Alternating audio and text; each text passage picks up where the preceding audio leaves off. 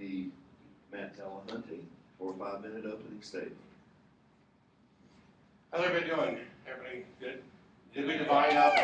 Did we sit like at a wedding where the people on this side? The question that's for us today, this good without God question mark, it's kind of baffling. It's one of the things that when we're talking about possibly having debates, it's picking a subject. And this is a question that to me makes no sense at all. I mean, if you begin with Psalm 14:1, the fool has said in his heart, there is no God, they are corrupt, their works are vile, they can do no good. So there's at least one passage in the Bible that specifically says that because I don't believe in a God, because I actually believe that there are no gods, I can do nothing good.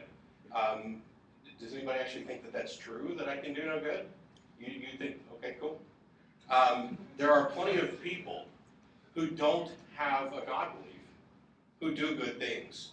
Marie Curie, Warren Buffett. You're talking about philanthropists and people doing just generally good things, but we have an atheist helping the homeless group in the Austin area. But more important than that, and figuring out, oh, you did something special, I do plenty of things myself that I would just generally consider good, like loving my family and helping other people and working to make the world, at least as far as I can tell, a better place. I'd like to think that the psalmist was engaging in a little hyperbole, kind of like a "we rock, you suck" type thing, to kind of amp up his own group. But you've got this idea that sticks with people, and in Matthew 7, you've got Jesus talking about how you'll by their fruits will you know them, and a good tree cannot bear bad fruit, bad tree cannot bear good fruit, etc., which kind of reinforces this idea. It's an idea that we know is wrong about fruit trees, and we also know that it's wrong about human beings. We know people of all beliefs can do good, and we know people of all beliefs can do bad. And I would point you to the pedophile priest scandals, amongst other things, to show that people who generally profess a belief, I cannot possibly assess whether or not they are true believers. That's not my job. I don't get to determine who's a true Christian and who isn't. I didn't even get to do it when I was a Christian for 25 years. It's not my job. If there is a God, it's his. And it would be silly of me to try and sort all that out. But this idea that we can't be good without God is one that I almost think doesn't even need to be addressed anymore. But because it's on there today, I wanted to at least make sure that we talked about it a little bit. The question, there's a number of challenges that are often raised to secular moral positions. One of them is that, well, you simply can't be good without God, which I think we can pretty much demonstrate is not true unless somebody has some really weird definition of good. And then we move on to things like, well, you're only good because God wrote it in your heart, or you're only good because you are surrounded by morally good Christians who guide you. Those are some of the more common ones. And so my question kind of is Christianity, and you'll forgive my focus on Christianity, I think it's predominant in the room, in the area. There are the broader arguments apply to other religions as well. Moral? And my answer is no. Christianity doesn't have within it a moral system. That baffles people when I say that, but it's true. It has a legal system that addresses subjects of morality. The Euthyphro dilemma raised in ancient times by the Greeks was, is something moral, I'm paraphrasing obviously, is something moral because God commands it, or does God command it because it's moral? If something is moral because God commands it, then morality is nothing other than divine declaration and fiat and can change on a whim. And if God is the author of morality, and whatever he speaks is necessarily moral, then telling you to slaughter someone is necessarily moral. If it's the other way around, that God merely tells you things that are already intrinsically moral, then what use do we have for God? Clearly we can discover things that are intrinsically morally good on our own. We do it all the time. So you don't actually have what I would consider to be a moral system. What you have is a list of laws, or a set of commands that seemingly do not change. There are a number of apologetic responses to this, and I don't know if Mark's going to address any of them or not. But the question is it more accurate, the laws that Christianity has about morality, is it more accurate, is it more moral than those that we can come up with from a secular perspective? And again, the answer is no. If we began with the Bible, as I would think most Christians do, The Bible clearly is not a moral guidebook. You may, whether you think it was you should take it literally, that it was inspired directly by God and everything in there is a moral precept, I think that idea fails as soon as we mentioned slavery. Or if you think it's just the best wisdom of the men of their times who were trying to understand God, I think it still fails because you can't get anything out of it. You have no authority other than the individual interpretation. And it's the reason why you have thousands of denominations within Christianity. Oh, I'm at the stopping point. Just a couple more sentences. I will wrap it up then. Secular moral systems have an advantage in that they have a way to deal with this problem of conflict. That religion, that's a challenge that religions often say that secular morality can't solve. And in fact, secular morality systems are the only ones that can. The first question is, Merriam-Webster defines good as a favorable character or tendency. Is it possible to be good without God? Why or why not? We'll now have up to a 3-minute rebuttal by Matt Dillahunty. Sure, and I want to thank Mark for quoting William Lane Craig, because I've been trying to debate Craig, but he won't debate anybody who doesn't have a PhD, so it's been avoided. Craig's take on this is just bizarrely wrong. First of all, I'm not a moral relativist, and neither are most of the atheists that I interact with. And if you read, for example, Sam Harris's Moral Landscape, you'll get a good outline of a secular moral system that has that is vehemently in opposition to moral relativism. The idea that cultural ideas dictate morality is simply false and stupid. On that part, Craig's right. On the idea that you cannot have objective morality without a God, Craig is absolutely wrong. When Muslims engage in female genital mutilation, that's a cultural difference, and it's also grossly immoral. And everybody can observe this. Morals are about the interaction between thinking minds. We are the ones that imbue the reality that we experience with value. We are the ones that are engaged in the actions, and we are the ones that interact with others. And so you begin with very simple precepts. The idea that life is generally preferable to death, happiness is generally preferable to sadness, health is preferable to sickness. And you build off of these foundational premises, and you evaluate the actions and the consequences of those actions within the scope of that system.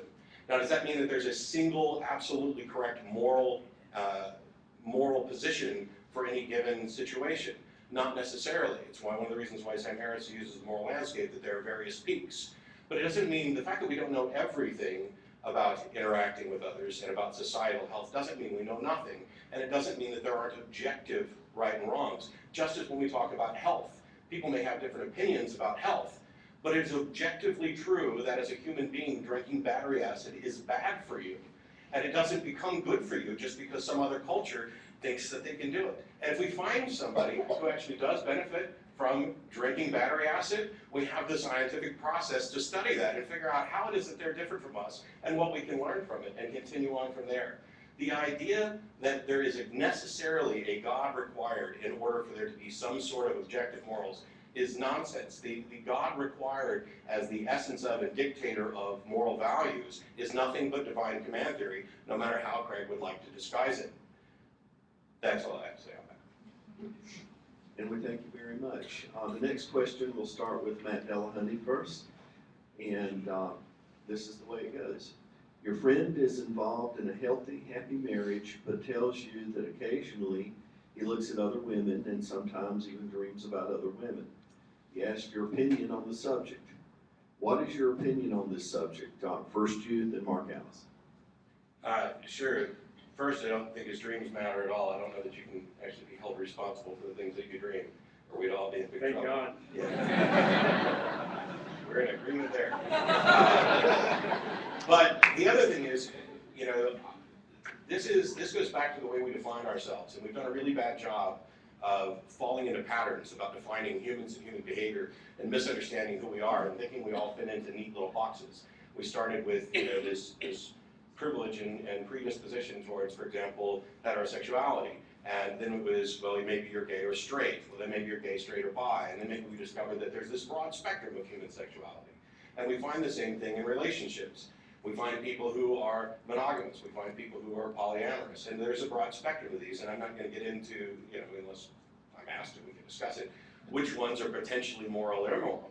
But on this particular question, where he's struggling with the idea that he's perhaps fantasizing about other women or seeing them, then my response to him is, have you talked to your wife about this? Because I don't know that, I don't know the nature of your relationship, but not in every relationship is this necessarily a problem. Denying who we are as human creatures and making us seem bad or wrong or born bad or wrong, or that lust is a sin, it seems to me perverse, because I don't know a single marriage, Christian, Muslim, or otherwise, that doesn't survive on a little bit of lust. I mean, it drives the procreation thing. And so, while I don't think it's necessarily healthy if you're in a monogamous relationship, to spend your time overly engaged in fantasies about other people, it's not always completely unhealthy. And the best thing that he can do is talk to his wife, because open and honest communication is what builds an actual relationship. Keeping things secret is what destroys them. Maybe she would be okay with it. Maybe she's not, but until you actually have that conversation and figure out what footing your relationship's on, you can't know. Helping developing nations is a key goal for many secular nonprofits and church groups alike. These groups often find themselves struggling with limited resources. Secular groups spend their resources on teaching people to read, write, understand math, and sustainable living techniques, while churches spend what resources they have on building churches and teaching the Bible. Which type of organization is doing more good for the community and why?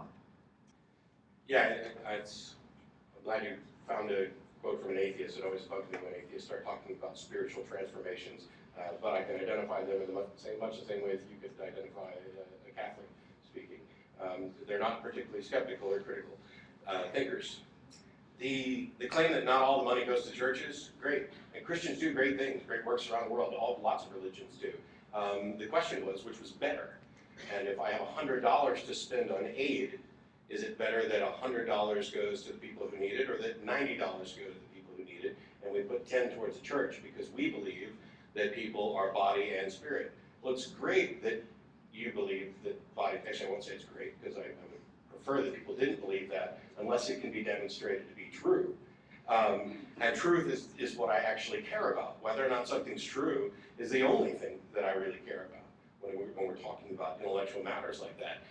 That doesn't mean that atheists are Vulcans or robots or don't have thoughts about a poetic human spirit or lifting us as groups and as individuals. But religious groups have had preferential treatment for a very long time, which makes them efficient charities to donate to, or easier to donate to those charities, and they have access to things that other groups don't necessarily have. But you do have secular charity organizations like SHARE and like Foundation Beyond Belief, and these people go out and do work without the baggage. It reminds me, downtown in Austin, on the 6th Street overpass, or just underneath it, every Sunday morning there's a church service that takes place there, and they hand out food to the homeless. And it always struck me as odd that you wanted to hold a sandwich hostage until you could preach to them. And I understand, don't get me wrong, I was a Christian for 25 years. I understand that from the Christian perspective, this is important, this is true. But to outsiders, it's not important and it's not true. And before we should actually allow people to impose that view on them, we should require that people demonstrate that their beliefs are actually true.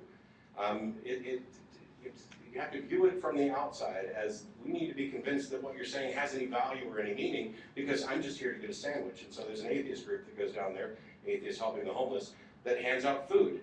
The number one question we get asked, what church are you from? We're not from any church. We're just handing it out because you needed food.